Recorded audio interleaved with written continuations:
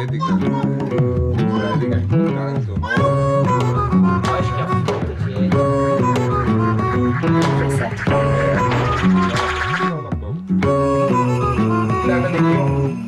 Isso é um dilema. A religião tem um aspecto de realidade. Uma vez que você opta por uma coisa, Eu acho que a questão da ética é muito... a consciência de determinado lado de valor. Meu nome é Renato Janine Ribeiro, sou professor de filosofia e este programa é sobre ética.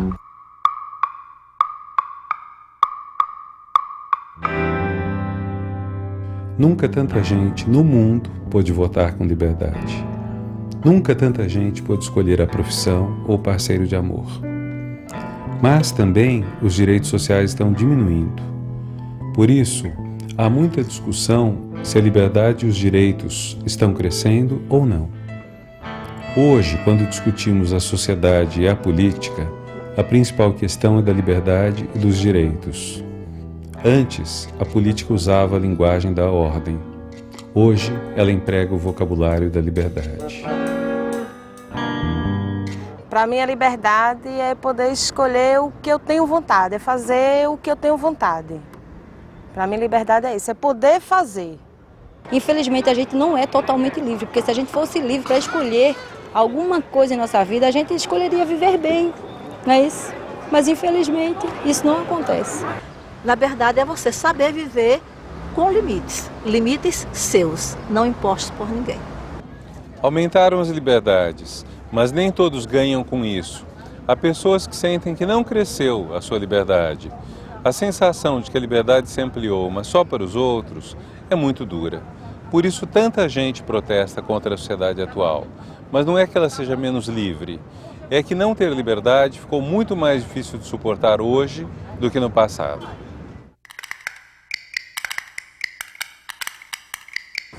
Luciana e Laís, vocês se sentem livres para viver em público a sua relação de amor e de casal? Livre, sinceramente, não. Intimamente, a gente tenta exercer o máximo a nossa liberdade, né? A gente tenta viver isso de forma natural, mas, assim, os olhares é uma forma de nos agredir diretamente ou indiretamente. A gente nunca teve uma agressão direta, nenhuma afronta direta, mas, assim, olhares estranhos. Então, a gente tenta se poldar. E a partir do momento que a gente tenta poldar uma coisa que a gente tenta fazer naturalmente, eu acho que a gente já está cerceando o nosso direito de viver a liberdade. Então, como começou a história de vocês, a história de amor de vocês? A história se passava, né, no caso, se passou no colégio, né, sendo Luciana minha professora, eu aluna dela, ela é professora de história. E, assim, existia, na realidade, uma amizade muito grande entre a gente. Apesar de muita gente, assim, ver com os olhos muito maldosos em relação a isso, não, foi já, né, questão dela sendo professora, de seduzir e tal. Isso nunca ocorreu. Nunca ocorreu. Foi realmente uma amizade, uma troca até de conhecimentos do que ela sabia, ela, lógico, tendo mais experiência, de passar informações de uma forma geral, de mundo, de conhecimento histórico, de uma série de fatores. Hoje, como é a relação de vocês? Vocês estão morando juntas, mas estão morando onde? Nós moramos juntas, né? No caso a gente mora na casa de Luciana, dos pais de Luciana, né? Porque aí acabou com esse conflito todo, eu passando por várias dificuldades na minha casa em relação à minha mãe. Peguei minhas coisas, na realidade ia ficar na casa da minha irmã, e quando eu cheguei lá, mas eu tinha que começar com Luciano, né? Porque o motivo-alvo foi por conta da nossa relação, para esclarecer como é que ia ficar daqui por diante, que eu não estaria mais em casa. E aí foi quando eu acabei chegando lá e ela disse, não, entra aqui um pouco, vamos se acalmar, mas você vai. Eu não queria de jeito nenhum e tô lá até hoje, fazem 2 anos. Faz 2 anos? Fazem 2 anos e a gente mora lá, né? Sem liberdade nenhuma também lá. Por que sem liberdade nenhuma? Porque, na realidade, não foi uma coisa que foi, assim, decidida ela ir para lá. E é muito complicado, porque há um choque de gerações, de valores, conflitos, né? Muito grande dentro da minha casa. Por incrível que pareça, meu sobrinho de 6 anos de idade, eu acho que é o que enxerga com mais naturalidade. Né? A princípio havia o medo em relação a gente trocar carícias, a gente também até evitava fazer isso. Mas é tão engraçado que, assim, as pessoas de fora perguntam quem é a Laís, até com outras intenções, ele faz, é a namorada de titia. Mas tem o meu pai, né, quase 70 anos de idade, que, assim, eu tento entender o lado dele, é uma coisa conflituosa, que a gente convive, mas não convive. Assim, é raro a gente estar numa mesa, almoçar junto todos, né? Jantar. A gente não compartilha. Então a gente vive, na realidade, dentro de um quarto, que é o meu quarto. Nunca teve uma briga, nada. Desde o momento que eu cheguei, não dá um bom dia ao outro, não dá boa tarde e tá assim Não até dá? hoje. Não dá. Não se cumprimenta. Não nos cumprimentamos. É assim, muito nunca teve complicado. nada. Pelo que eu estou ouvindo, para vocês tem um custo mais alto. Vocês se beijarem ou trocarem uma carícia em público do que teria para um casal heterossexual. É um custo mais alto. Vocês sentem isso Não tenho ou não? dúvida. A gente tem que estar, se controlando a todo momento. Embora a gente tenta não fazer isso. É lógico que a gente não vai trocar carinhos explícitos, até porque a gente pensa assim, até entre um casal heterossexual, né, dependendo do Deve contexto, exigir respeito. a gente acha que não deixa de se afrontar, você tá se agarrando, tá na frente de alguém. Mas assim, a gente se chama de amor, as pessoas, tipo, a gente pode estar dentro de um ônibus, dentro de um ambiente, as pessoas olham, perguntam logo, vocês são irmãs? É mãe e filha? Sempre é mãe e filha, sua mãe. E quando eu sempre posso, não, ela é minha esposa, ela é minha mulher, e as pessoas não acreditam, isso já aconteceu diversas vezes.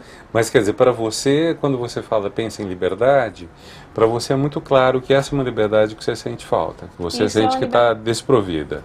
Isso é uma liberdade que realmente não faz parte pelo menos agora, não faz parte da nossa vida, em nenhum ramo, nenhum aspecto.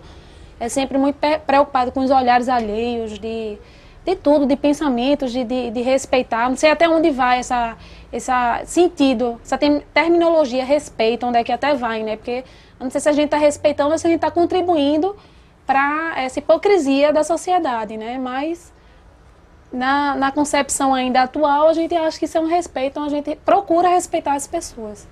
As pessoas não precisam estar gritando que são homossexuais, não precisam estar, afrontando as outras pessoas para serem aceitas. A gente não vai impor uma aceitação social, né? Então eu dentro da minha realidade, eu fazendo bem feito aquilo que eu faço, eu vou estar sendo aceita. E se eu sou homossexual, isso vai ser um detalhe que a pessoa precisa ou não saber. Quem é livre para escolher tem que aguentar as responsabilidades do que faz. E além disso, nosso tempo valoriza muito a liberdade, mas é fácil defender a liberdade de quem é como nós. O X da questão é quando respeitamos a liberdade do outro, a liberdade de quem discorda da gente. A partir do momento que todos quiserem ser livres, tem que deixar o preconceito de lado, para realmente ser livre. Quanto mais respeito às diferenças, mais liberdade, né, vai acontecer. Mas enquanto tiver tanto desrespeito, intolerância religiosa, preconceito racial, preconceito sexual, preconceito religioso também, então isso vai afastar esse sentimento de liberdade, sabe? Se você é homossexual, se você é pobre, você não tem liberdade de ser discriminado. Se você é rico, você vira exótico, né? Você vira, se você tem muita gente que é drogado, se é drogado pobre é marginal, né? Se é drogado rico ele tem distúrbios. É complicado. É bem isso. É a liberdade muito em cima disso, né? Eu poderia ser uma pessoa livre se a gente não tivesse tantos preconceitos que existem no nosso país. Né? Eu sou uma pessoa espírita e ainda, infelizmente, existe esse preconceito com os espíritas, né? Então, quer dizer, eu não me sinto, assim, completamente livre. Mas no meu eu me sinto livre. Acho que a falta de...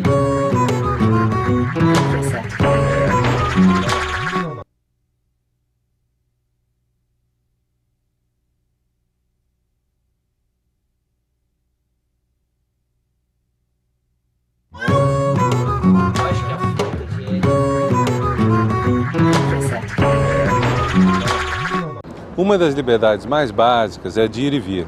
Será que temos segurança para essa liberdade? Existem condomínios que parecem prisões de segurança máxima, com a diferença de que seus moradores estão se protegendo de quem está fora, em vez de estarem presos para cumprir uma pena.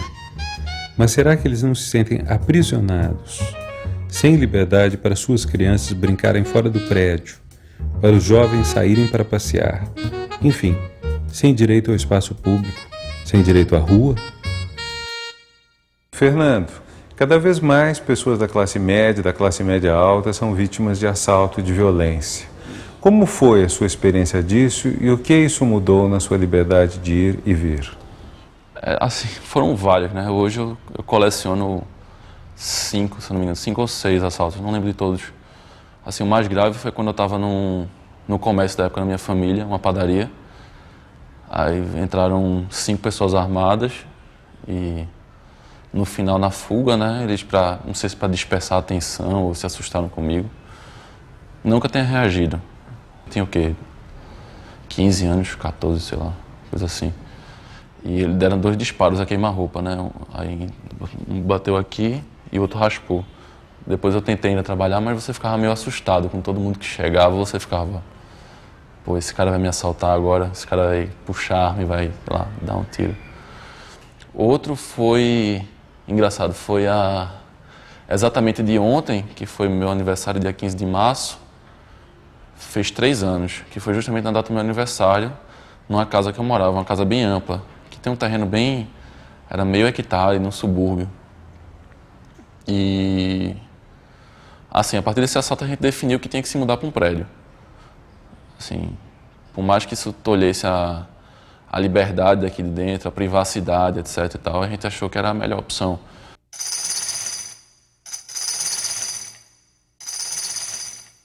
Quando você está na rua, como você sente que você está agindo para se precaver? Nossa, na rua, engraçado, na rua quando você fala, a primeira coisa que vem na minha cabeça é andar a pé. Andar a pé eu não ando mais hoje. Eu andava muito a pé. Eu não sou um cara muito baladeiro e tal, não sou muito de balada, então para mim a casa é meu forte, né? Meu refúgio, minha última trincheira. Então violaram isso praticamente assim, minha unidade de segurança meio que caiu. O mesmo acontece em bairros pobres, que estejam nas mãos de traficantes ou quadrilhas. Seus moradores vivem o pior de 2 mundos. Não têm a proteção e os serviços do Estado e sofrem a violência dos criminosos e do próprio Estado. Será que eles são livres para andar na rua, para se relacionar com as outras pessoas, para ir e vir? Você sente liberdade de circular no seu bairro, aqui na Roda de Fogo, na cidade, em qualquer hora? Você sente liberdade para isso ou não? Não. Por quê? Por causa da violência. O mundo que a gente vive, o país que a gente vive, a gente não pode dizer que somos livres.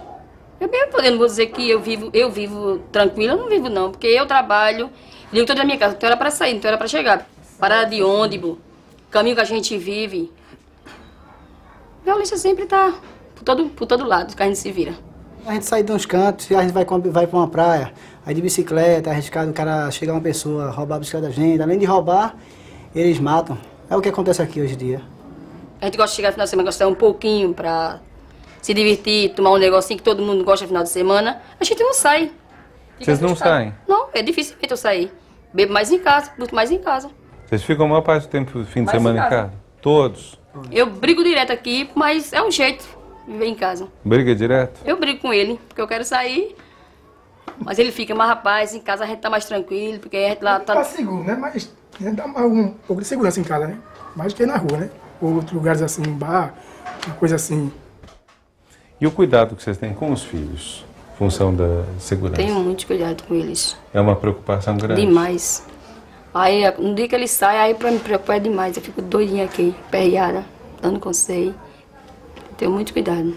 Porque se eu mesmo pudesse, nem eu saía pra rua. Manteria preso, mas não pode manter o menino dentro de carro preso direto. Dou conselho a eles, saber com quem eles andam, com quem eles conversam, com quem eles se juntam. Porque nunca se sabe.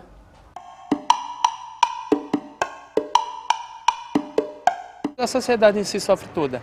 O pobre, porque ele não tem mais chance, termina sendo excluído, porque ser pobre, o rico termina se esquivando, se fechando, porque tem medo de ser assaltado, de sequestro, de perder o que tem, termina todo mundo sofrendo. O maior sonho de liberdade para mim seria ver meus filhos poderem andar tranquilamente, sem ter restrições, certo? Não só no bairro onde eu moro, certo?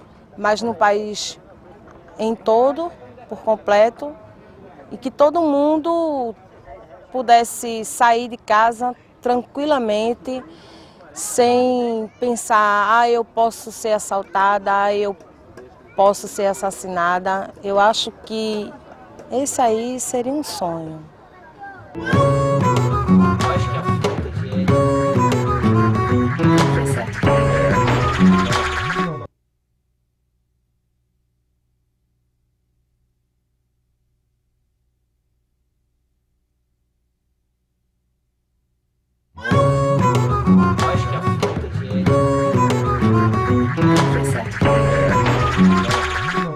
Quem pode dizer qual o futuro da liberdade?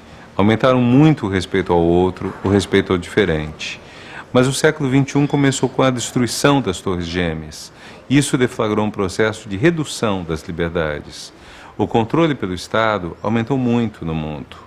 A vida privada parece ganhar liberdade, enquanto a vida pública perde.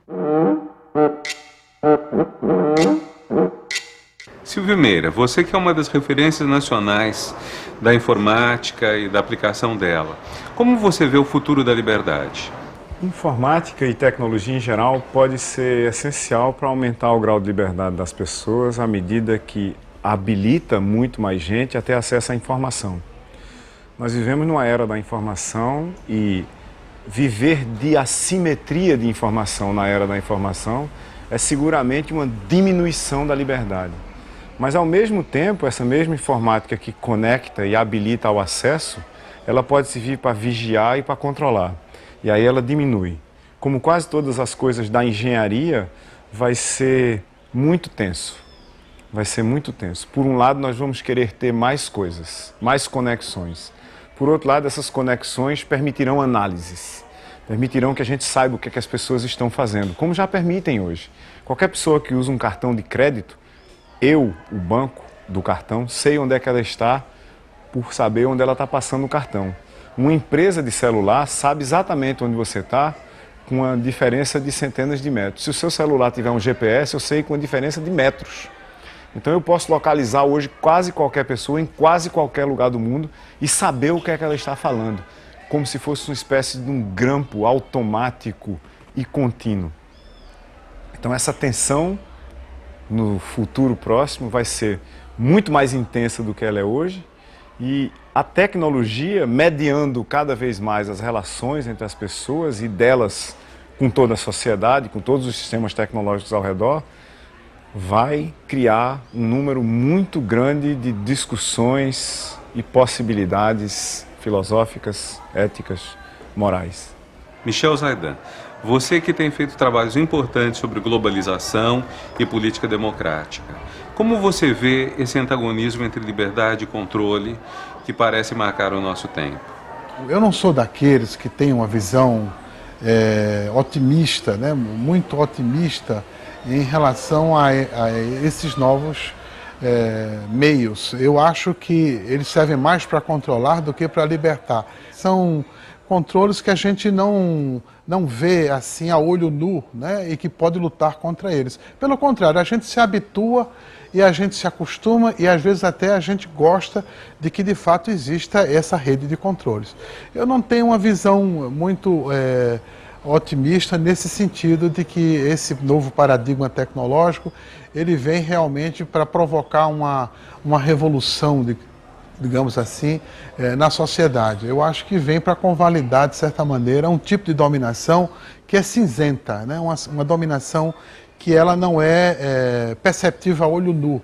Não se configura mais como os estados maiores da época moderna, em que a sociedade se organizava para combatê-los. Eu acho que são imperceptíveis, eles são cinzentos. Eles se confundem realmente com o cotidiano, que é um cotidiano muito produzido, aliás, pelo impacto desses meios de comunicação. A sociedade pode usar a tecnologia para se proteger da tecnologia. Isso vai ser sempre assim. Quer dizer, na hora que se começou a imprimir livros para tirar o grau de liberdade da sociedade, fazer certas coisas, ou para convencer grandes massas de certas coisas, a sociedade usou a mesma tecnologia para imprimir panfletos, não é? E para fazer a distribuição disso lá. Eu não vejo, na realidade, eu tenho uma visão, acho que precisa dizer, eu tenho uma visão muito otimista. A minha visão otimista da tecnologia é o seguinte: A tecnologia é parte intrínseca da humanidade que sempre foi mediada por ela. Linguagem é tecnologia, ferramenta é tecnologia, texto é tecnologia, televisão é tecnologia, internet é tecnologia. Mas a gente está entendendo claramente, e eu acho hoje, inclusive nas periferias do Brasil, que tem uma quantidade muito grande de gente querendo saber o seguinte: como é que esses instrumentos que estão aqui servem para aumentar o meu grau de liberdade? Como é que eu boto o meu blog no ar? Como é que eu boto a minha música que não toca no rádio no ar? Como é que eu faço o meu vídeo com a câmera de telefone celular e boto na internet, no YouTube, sei lá mais aonde, que mais gente quer ver? Quer dizer, como é que eu amplio o meu espaço? E eu faço Ampliar espaço é o maior libertador. Quanto maior o espaço que eu tenho, maior a liberdade que eu tenho de me mover dentro dele. E eu faço a seguinte pergunta diante do que você diz. Será que a ampliação dessa rede de usuários contribui para a formação de espaços públicos? Porque eu, na minha perspectiva, eu só entendo a liberdade no sentido republicano. A liberdade do consumidor não me interessa muito. Há um paradoxo nesse novo modelo. Aumentam as liberdades individuais, diminuem as liberdades públicas. Para mim, esse é o X da questão. Não, Silvio. Eu não acho que é isso, de jeito nenhum. Eu acho que a capacidade hoje das pessoas participarem no espaço público, em função do aumento das suas liberdades individuais, da diminuição da assimetria de informação, onde quase em qualquer lugar, hoje, no Brasil, na prática, isso inclui Taperoá, no interior da Paraíba, onde não tem internet, mas tem uma lan house com internet na cidade, e onde uma porcentagem de cerca de 30% da população da cidade participa de um Orkut sobre Taperoá. Então, na hora que eu tenho uma virtualização dessa geografia nessa intensidade, é porque alguma coisa de novo está acontecendo. É muito difícil medir objetivamente qual é a consequência atual disso. Mas eu imagino que era tão difícil quanto medir a influência da roda, do fogo e da imprensa. Não é? O que a gente vê são sinais, e eu quero acreditar que esses sinais de aumento da intensidade informacional e de conhecimento nas transações humanas em todas as esferas, públicas, privadas, grupais, internacionais, por noção de interesse, em seja lá o que for, de comportamento sexual, ação política, isso cria um mundo mais conexo, isso cria um mundo mais inteligível para todos. Todos aqueles que têm consciência do momento em que nós estamos vivendo sabem que o grau de manobra realmente é muito pequeno. Não é que não exista, não, e que não se possa fazer nada, não, mas que ele é pequeno, que ele não é absoluto. O maior erro seria as pessoas acharem que gozam de uma liberdade absoluta para fazerem aquilo que querem. Isso aí é o maior equívoco que o nosso capitalismo tardio, monopolista, financeiro, incute na cabeça das pessoas. Não vou dizer que é usando a rede, não, mas incute essa ideologia de que realmente nunca se gozou de tanta liberdade para se fazer tudo o que se quer, quando, na verdade, a gente tem uma margem de manobra cada vez menor.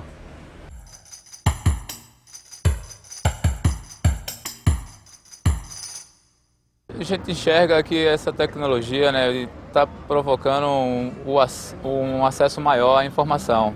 A gente vê lan houses hoje espalhadas em todas as comunidades, todas as favelas, vê o peão que acaba de sair da obra, está com capacete ainda no baixo do braço e vai lá na lan house.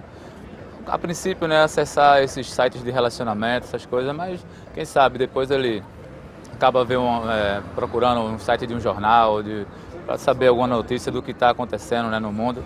Então, existe essa esperança de que o acesso à tecnologia traga um pouco mais de informação para quem não teve a oportunidade, de repente, de ir para a escola, teve que logo cedo batalhar pela sobrevivência. Então, a esperança é essa.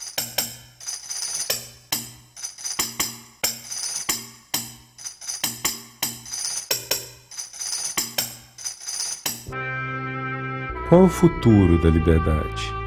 Depende muito de nós. Mas o remédio para a falta de liberdade não está em menos liberdade. Só pode estar no aprendizado da liberdade. E ainda estamos aprendendo. Há 200 ou 300 anos que estamos construindo liberdades que antes nunca existiram. Quem disse que esta invenção ia ser fácil? Mas está em nossas mãos essa história ter um final, ou pelo menos uma continuação, feliz.